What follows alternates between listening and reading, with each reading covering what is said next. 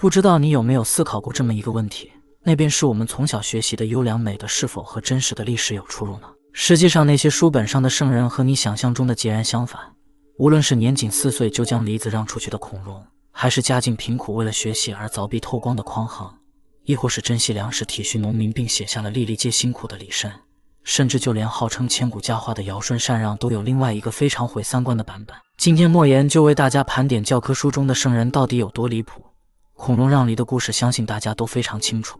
父親讓孔融將梨分給自己的兄弟，孔融將最大的梨子給了哥哥，將最甜的梨子給了弟弟，自己則吃最小的。事後他受到了長輩的讚譽，從此世人都知道了孔融讓梨。如今的教科書用這則典故教育孩子要懂得謙讓。其實孔融讓梨的後續極為離譜，因為吃了最大梨子的哥哥就被他變相的害死了。原來一天家裡來了逃犯，秘密收留的是孔融，但最後被抓走處死的是哥哥。長大後的孔融更是離譜，因為他主張父母无恩論，認為親情只是一樁無用的感情。這句話就連曹操聽完都極為惱火，於是孔融最後的結局便是被曹操賜死。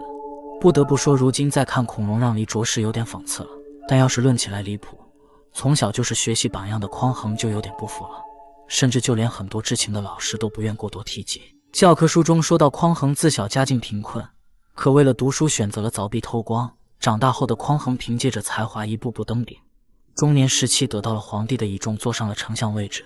朝廷更是賜予了他31萬亩良田，可謂是風光無限，一人之下萬人之上。由於官职越做越大，凿壁偷光的匡衡也開始大肆收斂不義之財，巔峰時期一度富可敵國，甚至安排手下貪污了10幾萬畝良田。最後皇帝忍無可忍，罷免了他的官職和爵位，所有的財產也被充公，但這些都沒被寫進教科書內。不得不说，多多少少有點讽刺了。可要是說起來談，寫出《悯農》的大詩人李紳就有點不服氣了。眾所周知，學生時代我們最先接觸的古詩是骆賓王的《詠鵝》，要麼是李白的《靜夜思》或李紳的《憫農》，其中誰知盤中餐，粒粒皆辛苦，更是教育我們要珍惜糧食。可如果你了解了後續的歷史，又要被震碎三觀了。6歲的李紳喪父，由母親獨自撫養，家境貧困，沒有讀書的機會，靠着去廟中乞討度日，所以他對糧食格外的珍惜。28歲時目睹了農民日夜耕作卻不得溫飽，寫下了《憫農》這首千古名詩。最終他考上了進士，一步步走上了仕途。可這個時候他卻變成了一個花天酒地的貪官污吏，衣食住行極度奢華，每一頓餐食都要花掉數十貫銅錢，甚至特別鍾愛一道美食，那便是300只雞燒成的雞舌菜。而仕途方面更是功績全無，原本體恤農民的他對於務農者極度殘暴，為了口舌之欲更是私自提高賦稅。最終他被朝廷定性為酷吏，剝奪了李紳所有的官職和土地，其子孫更是世代不得為官。所以說，當你得知真實歷史後再去讀《憫農》這首詩，是否會感覺到莫大的諷刺呢？可要是說顛覆三觀以上的內容還算不得什麼，一本叫做《竹書紀年》的史書更是狠狠打了歷史學家的臉。眾所周知，我們如今所學習的歷史大多是古代儒學家們撰寫的，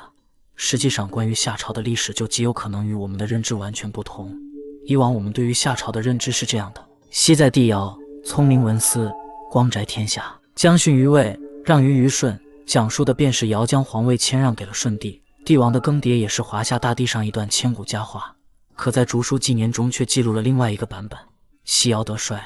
為舜所困求也。舜求堯於平陽，取其帝王之位，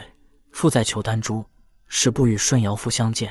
意思便是舜趁着堯帝年老體衰，將其囚在了平陽，篡奪皇位之後，將堯帝的兒子丹朱關了起來，讓父子二人不能見面。歷代大儒在看到《竹書紀年》之後，更是將其認定為邪書，是對過往帝君聖賢的侮辱。可這個時候，我們理性的思考一下，縱觀華夏數千年歷史長河，帝王的更迭從來沒有過和平禪讓這種說法，其中摻雜的永遠是強盛和衰落，篡奪和戰爭。